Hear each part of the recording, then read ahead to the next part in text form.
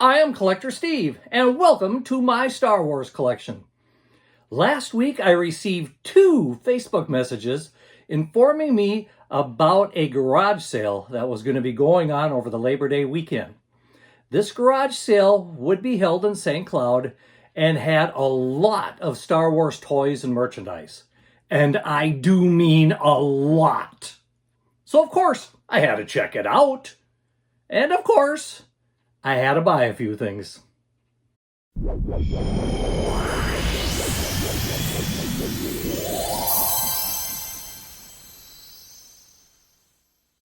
Before I get started, I would just like to invite you to like this video if you do enjoy it, and of course subscribe to the channel and hit that notifications bell to inform you when new videos come out. Now that I'm all done with the broken leg and vacation and stuff, I'm hoping to get back to a regular schedule of making these videos. So what do you say we get started on this new pile of action figures that I have to add to my collection? When I reviewed the pictures of the sale, something caught my eye right away. When I arrived there at the sale, it did not take me long to find these. What were they? The comic packs. I currently own 15 of the comic packs, 13 of which you see behind me. And I picked up another 10 of them. But I wanted to pick up more of them. There were so many more of them. But I had a budget to stay in. I only had so much money with me, so I had to stay within that budget. The packs I chose were very reasonably priced. And like I said, if I would have had more money, I probably would have bought the more expensive ones also, because I'm missing a lot of those in the collection. Like I said, I currently have 15 of the 65 various comic packs that were produced over the years, the early 2000s.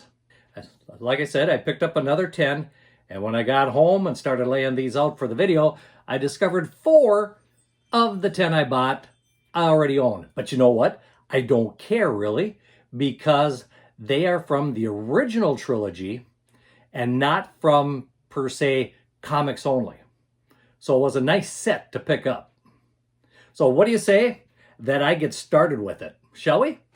The first one I got here is number 2, which features Darth Vader and a rebel officer. So pretty much right away from the beginning of the very first movie, A New Hope. One thing, I do love the packaging. It comes with 2 figures in each pack based on the comic book that is included with each pack. On the back, we have a little bit of a description of what these figures are all about and a picture of a few of the other ones that are part of this series. So what's this one? Well, like I said, it includes Darth Vader and a rebel officer. On the back, it says, "The fearsome Dark Lord of the Sith, Darth Vader, stops at nothing in his mission to recover the plans for the Death Star. A fact that this rebel trooper learns to his deep misfortune." Like I said, I picked some of these up at a very reasonable cost, and this particular one I picked up for $10, which I thought was really good price, considering you're getting 2 action figures, so it's $5 an action figure. Take the comic book off of that, because the comic book, well, this one doesn't have a price on it. I think they reprinted the comic books to put into these, or they made a special comic book to fit into these. And this one is Star Wars set number 1, according to the bottom here. Like I said, I do have this set already. In fact, it is way over here. So, Darth Vader and the Rebel Trooper. The next one I have includes Governor Tarkin and a Stormtrooper. Governor Tarkin commands a personal contingent of elite stormtroopers aboard the Death Star, each one personally cleared and handpicked by the governor himself. The figures do include a color scheme that kind of matches the comic book itself. And in this particular one, we can see the comic book looks like it got a little bit wrinkled in the package here, which is probably why this one was also only $10 for the set. I do like the looks of it though. Kind of different. If you've noticed, the Stormtrooper has red glowing eyes and mouth instead of the usual black that we saw, due to the medium of the comic book. This happens to be number 2 Star Wars. Also, you'll notice on the top, it does have a number up here. This one is number 2 in the series. This one happens to be number 3 in the series. The next one is number 4 in the series and has Han Solo in Stormtrooper outfit and Chewbacca. In a daring, some say what reckless and ill-advised, plan to rescue Princess Leia from Imperial clutches, Han poses as a stormtrooper and Chewbacca as a prisoner aboard the Death Star. So overall, kind of neat figures. We see Han in the stormtrooper, and of course it's got the blue coloring on the stormtrooper there, mainly because the comic book, in order to shade white, used a blue coloring to do that. Also, this figure of Chewbacca was special made for this set and is based more on the look of the character in the comic instead of the live action version of him. It is different than we normally see a Wookiee, especially Chewbacca's Wookiee. So like I said, this one is number 4. The last one I have from the original series, or the original movie, A New Hope, happens to be number 6 in the series. I'm not quite sure why they kind of took them out of number. But this one features Luke Skywalker in Stormtrooper outfit and R2-D2.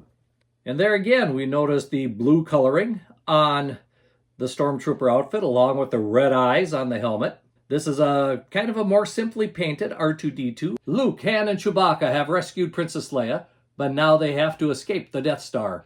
After being hunted by stormtroopers and narrowly escaping a crushing end of the garbage smasher, the 4 are reunited with the droids and nearing the safety of the Millennium Falcon. But tragedy looms as they watch Darth Vader and Obi-Wan Kenobi face each other in a lightsaber duel to the death.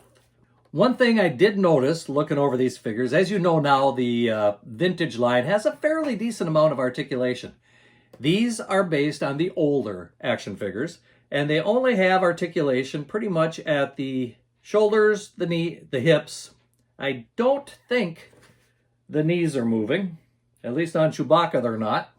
And the governor is not. Although the stormtrooper outfits might allow for it. But I would say there's probably 5 points of articulation on these figures.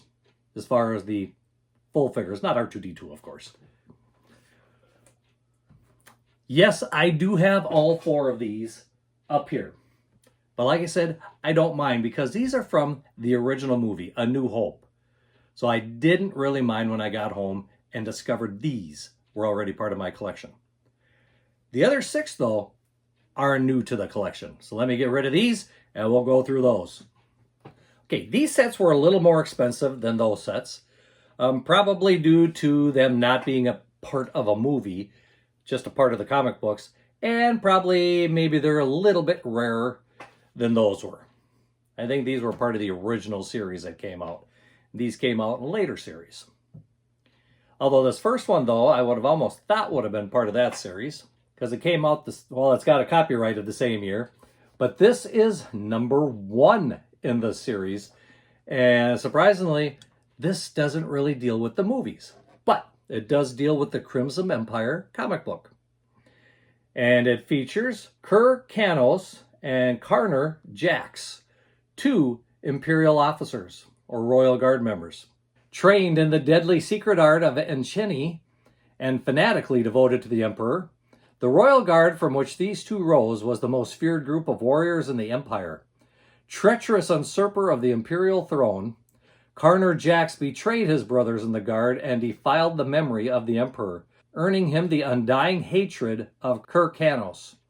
Kanos, devoted to the codes of the New Order and Emperor Palpatine, embarked on a vendetta that rocked the shattered empire to its foundations. Sounds like a very interesting comic book, don't you think? I do like these figures. When you look at them, they are different from what we normally see of the Imperial Guard figures. There's different color schemes, slightly different robes, and in fact, the robes of both of these figures happen to be cloth and not vinyl. From the looks of the back of this thing, the helmets do come off so that you can see their faces. Each comes with a weapon, and I picked this up for $20, so a little bit more than what the other ones were, because the other ones were $10 to $15. But still, $20 for 2 action figures in a comic book, I thought that was quite reasonable. So I'm glad to add this one to the collection. It fills a hole right at the start of my comic pack collection.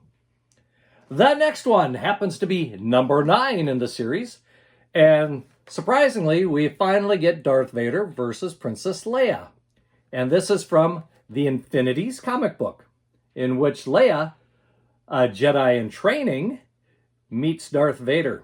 The Infinity series explores the tantalizing what-if stories about what might have happened to the Star Wars characters if events had happened differently. In this tale, Princess Leia fulfills Luke Skywalker's dying words, "Find Master Yoda, train as a Jedi, go to Dagobah." On the jungle world of Dagobah, Leia is shocked to learn that her father is the evil Darth Vader. Imagine if we would have seen that in the movie. That would have been rather cool. Just to have a confrontation, a fight between Leia and Vader. Would have been interesting. I have a feeling Leia would have lost because she wasn't yet trained as a Jedi, and I don't think she would have been able to defend herself very well against the power of Darth Vader. But there again, a very nifty figure of Leia. And like I said, it is a special figure. This is the only way that you could get this Jedi Leia figure. That's with a lot of these. These were exclusive figures to these comic packs. So another reason to add these to the collection. The next one we have is number 11. So 2 after this one. This is from the Republic comic books, specifically comic book number 57 of that series. And this one happens to feature Anakin Skywalker and an assassin droid. The battle is going badly for the Republic on Jabim. Separatist forces are launching their final strike. The Republic forces are in retreat. Only a handful of Padawans, whose masters have been killed in battle, stand between the Republic forces and the approaching Separatists with their Pulix A series assassin droids. Anakin chooses to join them in their brave yet futile last stand. But fate has other plans for young Anakin. So if we look at these figures, yes, that is actually a very cool figure of Anakin Skywalker. His cape is torn and tattered, but that assassin droid just looks total menacing. I like the looks of that assassin droid, and it's the only way you could get that particular droid is through the 2-pack. The next one we have is number 12 in the series. And when I say the series, I'm talking the black-carded figures here with the red label on the top, or the red stripe. This one happens to be from X-Wing Rogue Squadron. And this happens to be number 24 of Rogue Squadron and features Baron Santir Fel and Hobby Clivian. Rogue Squadron is sent to Brental 4, an important trading planet held by Imperial forces. The elite squadron's mission is to take control of the planet. But to do that, they have to defeat Baron Fel's formidable 181st Imperial Squadron. No easy task for even Hobby, Clivian, and the other ace pilots in Rogue Squadron. 2 great-looking figures. Now, Hobby pretty much looks like a rebel soldier, except for the face, of course. But a little different type of setup with him. The Baron looks very menacing with what he's got there. And of course, it's an Imperial outfit, but still looks cool. I'm glad I was able to find this one to add to the collection because I really like these figures. The next one is the last one I have with the black label red stripe. And it happens to be number 13 in the series, featuring Kafi Arana and Bultar Swan. Never heard of them in any of the books or in any of the movies, did we? Well, of course not. They're from the comic book. And this time the comic book is The Purge, number 1, under the Star Wars heading. The Jedi are on the run or in hiding after Order 66 wiped out most of the Venerable Order. Bolton Swan has a plan to crush the new Empire, destroy Darth Vader, and thus weaken the Empire and its fledgling rule. She brings together a handful of Jedi on the planet Kessel and leaks a false rumor that Obi-Wan will be there, knowing Vader will take the bait, and the Jedi will be waiting for him. Be interesting to read that book and see how that all turns out, doesn't it?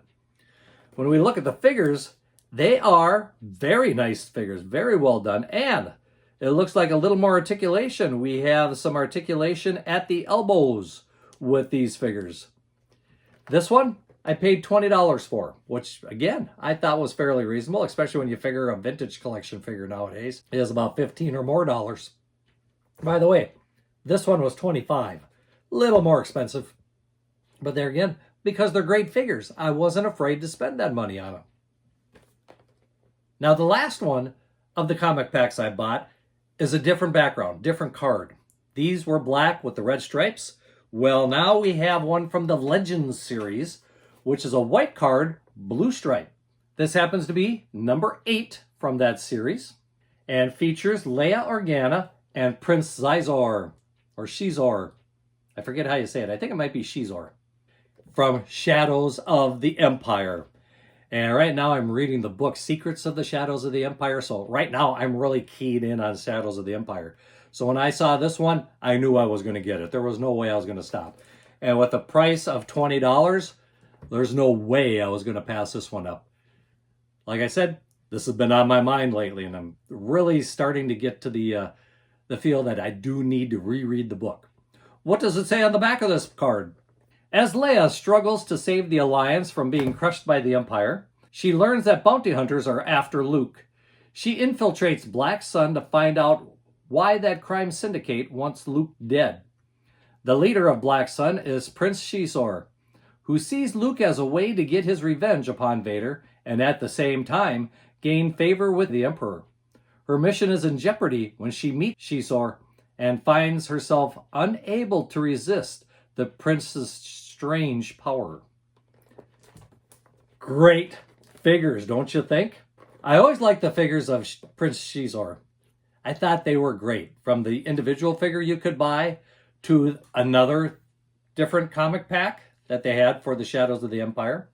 And this Princess Leia one, she's kind of in a body-tight leotard. And this is one part of the book that really puts Leia in a bit of jeopardy. Like I said, I was really glad to get this one for the collection. Now, were these all I bought at the garage sale? No way! I also bought some battle packs, which will be in an upcoming video. And I know you all like watching the videos about the battle packs. What do you think of these comic packs? I really enjoy them, as you can see, and I wish I would have had more money to pick up more of them. Hopefully someday, maybe they'll have another sale, and I'll be able to do that. That takes care of what I want to show you for this video. So, once again, I would just like to invite you to like the video if you have enjoyed it, share it with your friends, hit that subscription button, and the bell for when new videos go out, you'll get notified. Well, until next time, may the Force be with you and keep collecting.